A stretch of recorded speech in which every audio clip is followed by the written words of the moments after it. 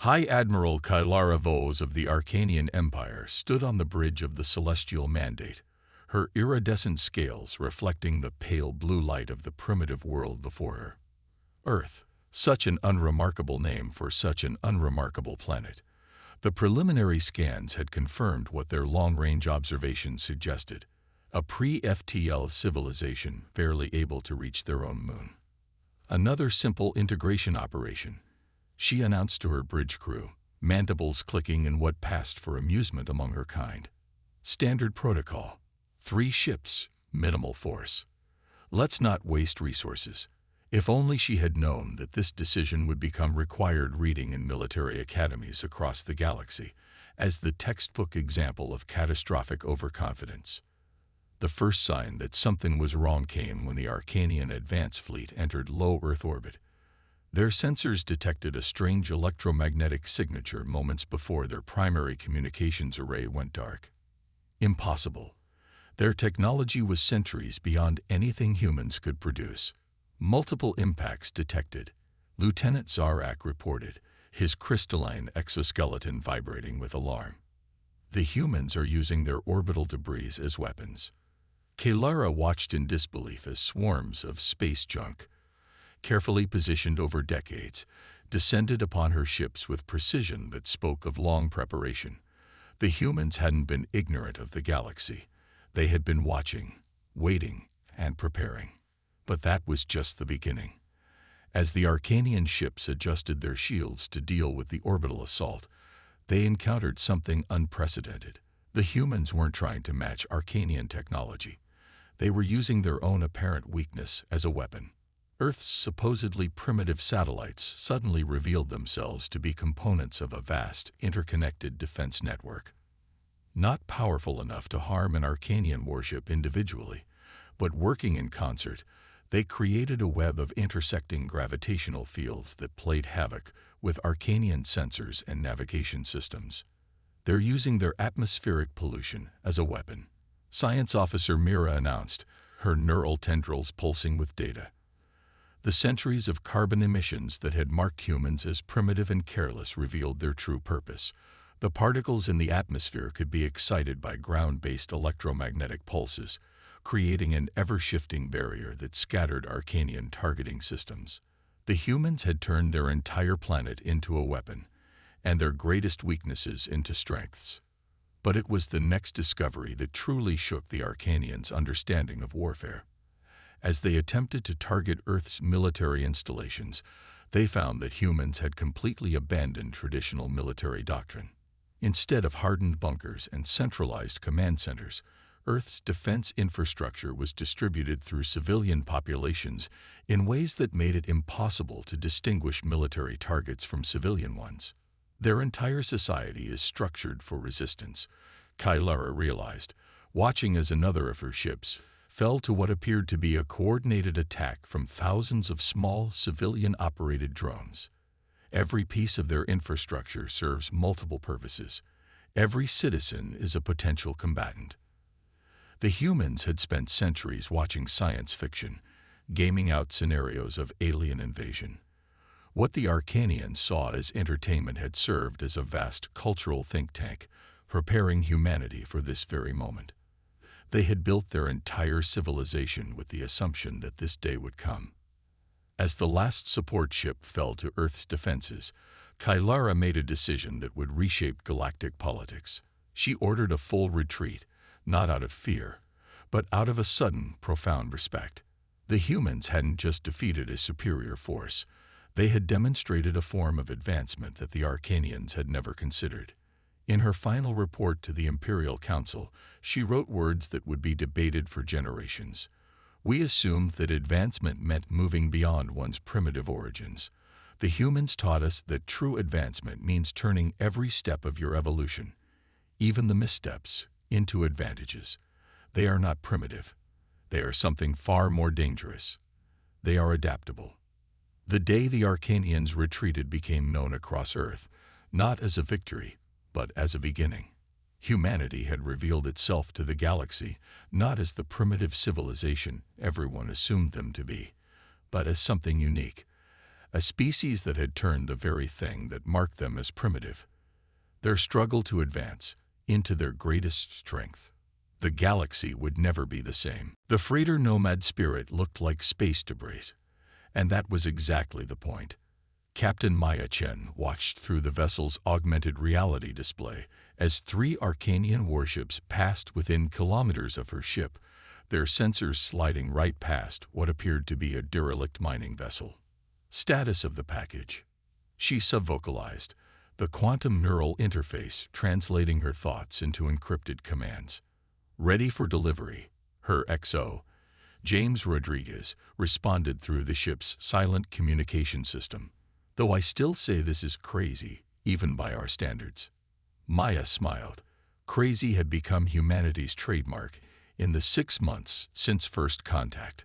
While the Arcanians had expected Earth to cower after their initial retreat, humanity had instead expanded into space with reckless abandon, using technologies that the Arcanians had dismissed as too primitive or unstable to be viable. The Nomad Spirit itself was proof of this philosophy. Its hull was made of repurposed shipping containers and asteroid mining equipment, its warp drive cobbled together from particle accelerator technology that the Arcanians had abandoned centuries ago as too inefficient. But inefficient didn't mean ineffective, and humanity's primitive solutions had one crucial advantage. They were impossible for Arcanian sensors to predict or track. Package away, Rodriguez announced as their cargo, disguised as a chunk of stellar ice, detached from the ship's hull and began its seemingly random drift toward the Arcanian supply lines. The package was another example of humanity's unorthodox approach to space warfare. Inside the artificial ice chunk was a quantum computer built using technology reverse-engineered from salvaged Arcanian debris. But unlike the elegant crystalline computing matrices the Arcanians used, this was a hybrid monster that combined quantum processes with old-fashioned silicon transistors and biological neural networks grown from modified human stem cells. The Arcanians had called it an abomination when they first discovered these hybrid systems. Then they had called it impossible. Now they called it terrifying. Multiple detonations detected along the supply route. Maya's tactical officer reported, her augmented eyes tracking the cascade of explosions as the package's viral code infected and overwhelmed the Arcanian ship's navigation systems. Their breaking formation, chaos in their command and control. The Arcanian Empire had built its military doctrine around perfect coordination and overwhelming force. They had never encountered an enemy that turned chaos itself into a weapon. Human ships appeared and disappeared seemingly at random, using jury-rigged warp drives that by all rights should have torn their ships apart. They deployed weapons that combined technologies in ways that violated every principle of proper engineering. Launched the miners, Maya ordered as the Arcanian fleet scattered in disarray. Dozens of what appeared to be standard mining drones deployed from the Nomad Spirit's hull, their simple automation systems making them invisible to Arcanian electronic warfare defenses. As they approached their targets, these primitive devices revealed their true nature. Each one carried a payload of quantum-entangled particles that, when activated, would temporarily synchronize with and disrupt the Arcanians' crystalline computing cores. The beauty of it was that none of these tactics required matching the Arcanians' technological level. Humanity had learned early that trying to fight the Arcanians on their own terms was suicide. Instead, they fought like their ancestors had against technologically superior forces, using the environment, using deception, and above all, using their enemies' assumptions against them. "We're getting reports from across the sector," Rodriguez announced, his neural interface streaming data directly into his consciousness. The Artemis group hit their shipyards at Proxima. The Ghost Fleet is engaging their patrols in the Ta Ceti system. Even the civilian mining operations are joining in. They've turned their entire asteroid processing network into one giant sensor array. Maya nodded, watching as her small ship's actions contributed to a much larger strategy. The Arcanians still didn't understand that they weren't fighting Earth's military. They were fighting the entire human race. Every civilian ship was a potential combatant, every commercial satellite a possible spy. every mining operation a potential weapons factory. The Nomad Spirit's sensors picked up new contacts. More human ships emerging from their hiding places among the debris fields and asteroid belts. Each one was unique, a reflection of human individuality and creativity.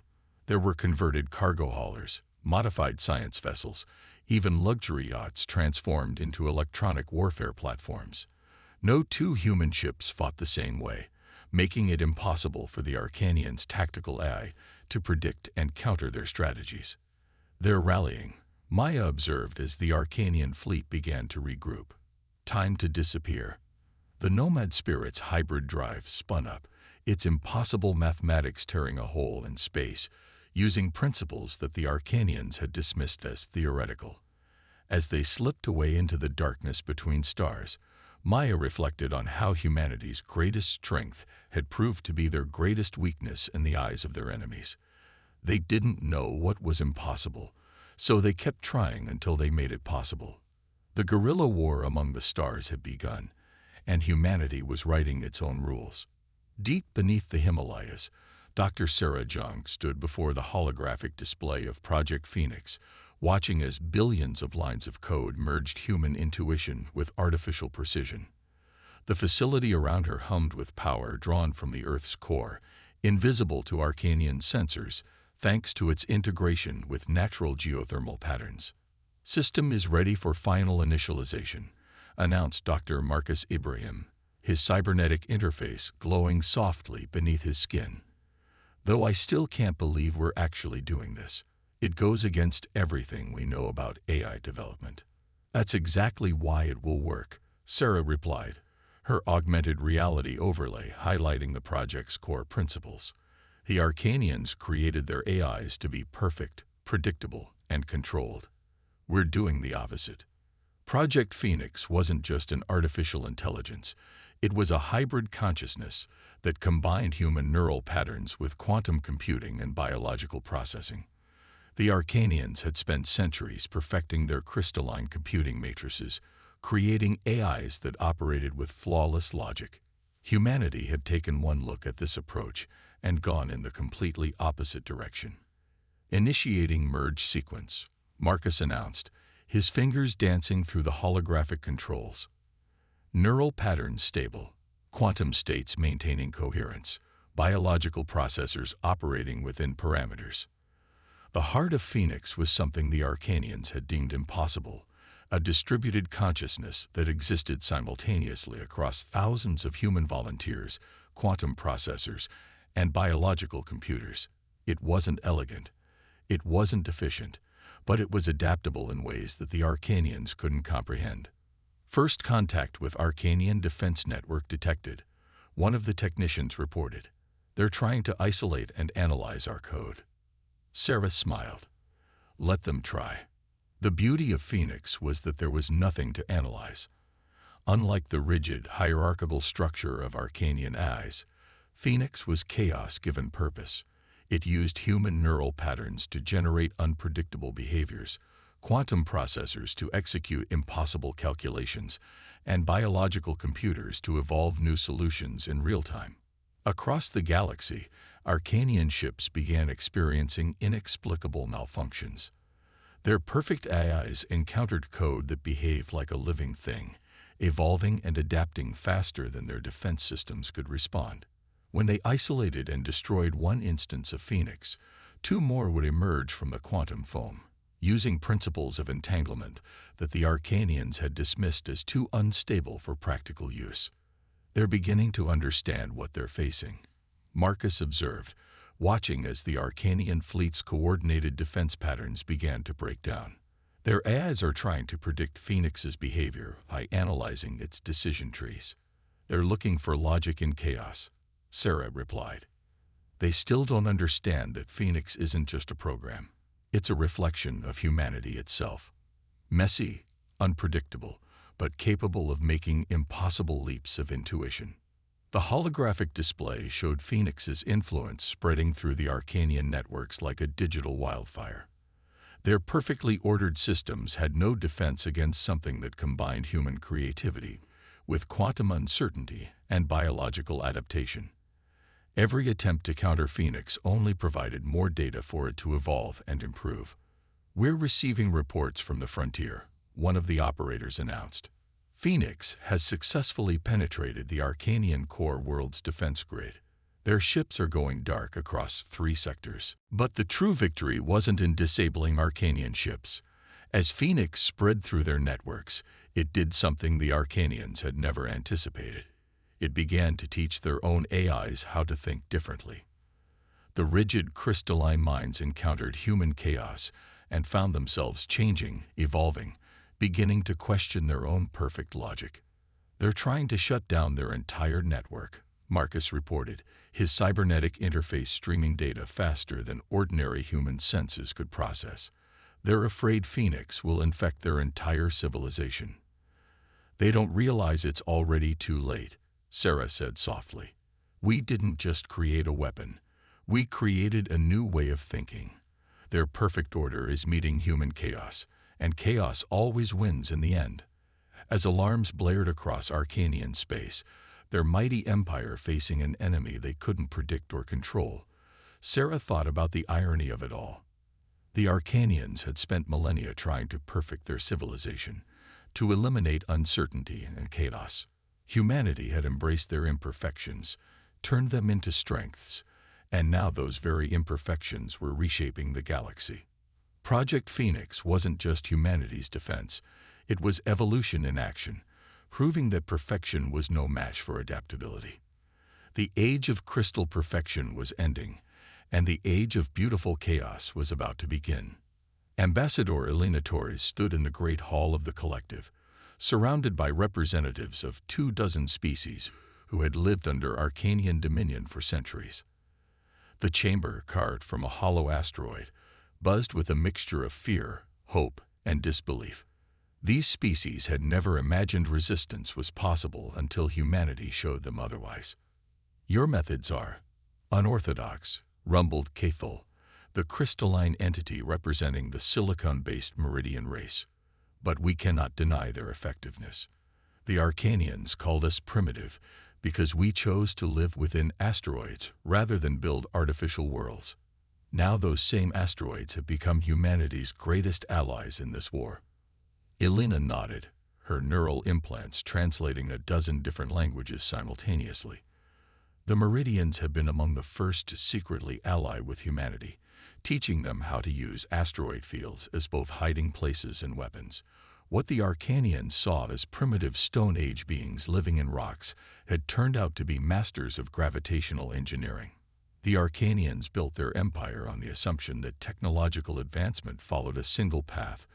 Elena addressed the gathering. "They judged every species by how closely they matched Arcanian ideals. What they never understood is that there are as many paths to advancement as there are species in the galaxy." The holographic display at the center of the chamber showed the current state of the rebellion. The Arcanian Empire, once a perfect sphere of controlled space, now looked like Swiss cheese, riddled with holes where their control had broken down. Each hole represented a different species rising up, using their own unique characteristics that the Arcanians had dismissed as primitive or irrelevant. The aquatic Delphians, thought too primitive because they preferred living in ocean worlds rather than space stations, had turned out to be masters of 3-dimensional combat tactics. The nomadic Verdant, dismissed as simple wanderers, had transformed their generation ships into a hidden supply network that kept the rebellion fed and armed. "We've received word from the Quantum Collective," announced Zix, a being of pure energy who acted as the chamber's coordinator. "Their philosophers have finished analyzing Project Phoenix. They say it's the first true example of multidimensional thinking they've encountered in 50,000 years." That had been another surprise. The beings that the Arcanians had dismissed as primitive energy patterns were actually a post-singular civilization so advanced they had chosen to exist primarily in quantum states. They had watched the Arcanians for millennia, seeing no reason to reveal their true nature to an empire so convinced of its own superiority.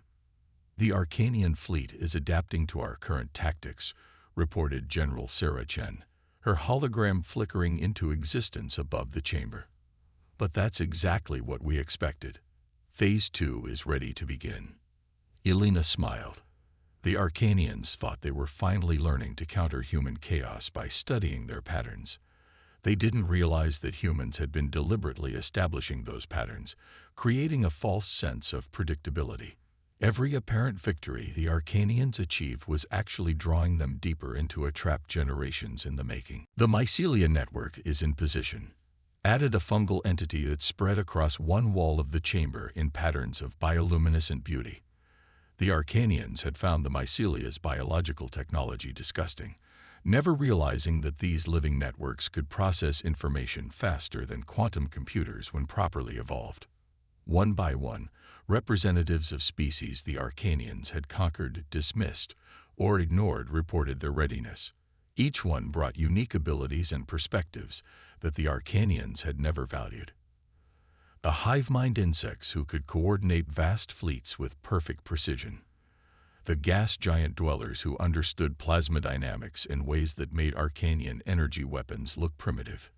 Humanity's greatest gift to us wasn't their technology or their tactics, Cthulhu observed, their crystalline form refracting light in complex patterns.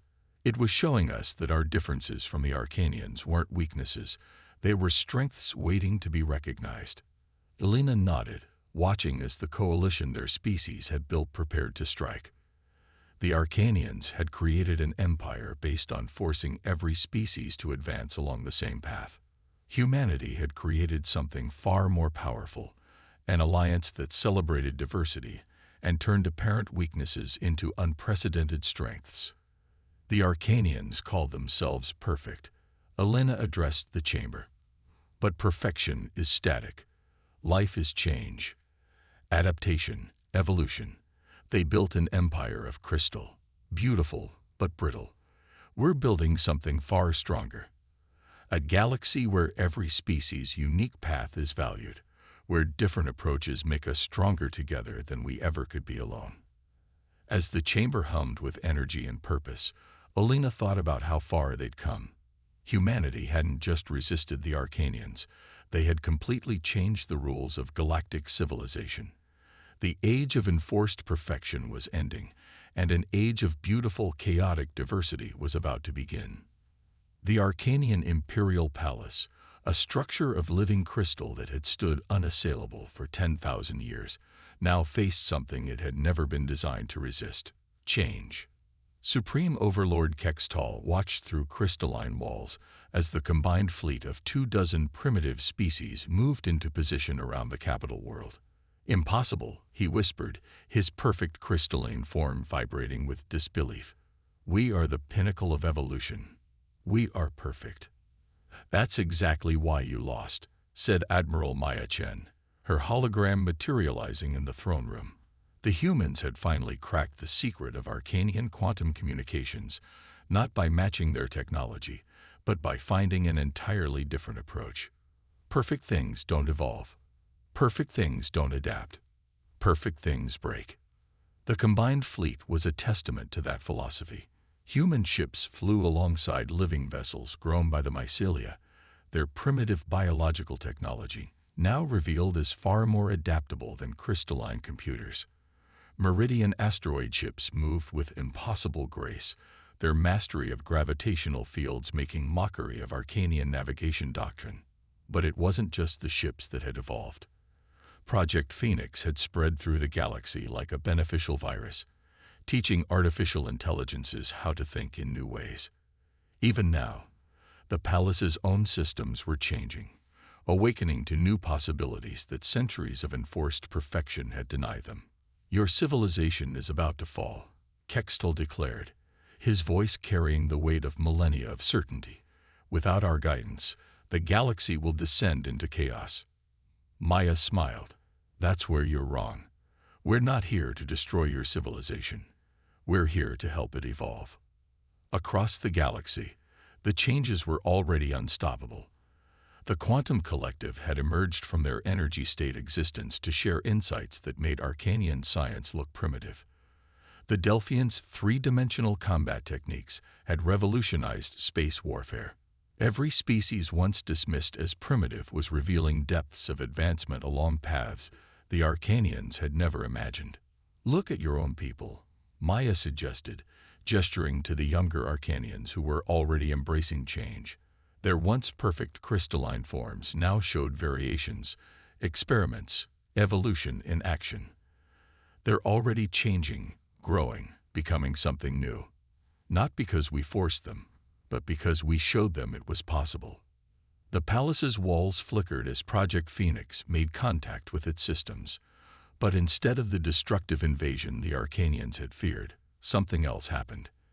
The AI began to learn, to question, to evolve. The perfect crystal lattices that had remained unchanged for millennia began to shift, to grow in new patterns. "This is your true legacy," Kextol realized, watching as his perfect world transformed. "Not the weapons or the tactics. You taught the galaxy how to change again." Maya nodded.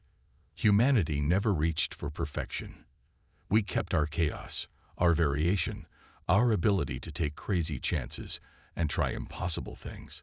We stayed messy, adaptable, evolved. And now we're sharing that gift with the galaxy." The combined fleet held position, not as conquerors, but as guardians of a transformation. Across Arcanian space, rigid hierarchies were dissolving into networks of cooperation. Species once dismissed as primitive were sharing insights that opened entirely new paths of advancement. The perfect crystal empire was becoming something far more beautiful, a living, growing, evolving civilization. "The age of enforced perfection is over," Maya announced, but her voice held hope rather than triumph. "We're offering your people a choice. Remain perfect and static, or join us in the greatest adventure of all. The journey of continuous evolution." One by one, the crystal spires of the imperial palace began to change, their perfect geometries flowing into new forms that combined Arcanian precision with organic adaptation. It was a physical representation of what was happening across the galaxy as species learned from each other, combined their strengths, and discovered new paths of advancement. Kextol looked at his own crystalline form, seeing for the first time not perfection but limitation. With a thought that would have been impossible mere days ago, he began to change, to evolve. "Perhaps," he said, his voice carrying wonder rather than defeat, "it is time for the students to become the teachers." And so the great experiment began. Not a human empire replacing an Arcanian one, but something entirely new. A civilization that celebrated diversity, that turned differences into strengths, that saw change not as a weakness to be overcome, but as the greatest strength of all. Humanity had come to the stars expecting to find gods or monsters. Instead, they had found fellow travelers on the endless road of evolution. And together, they would walk paths that none of them could have imagined alone. The perfect crystal empire had fallen. In its place rose something far more beautiful, a galaxy alive with the chaos of endless possibility.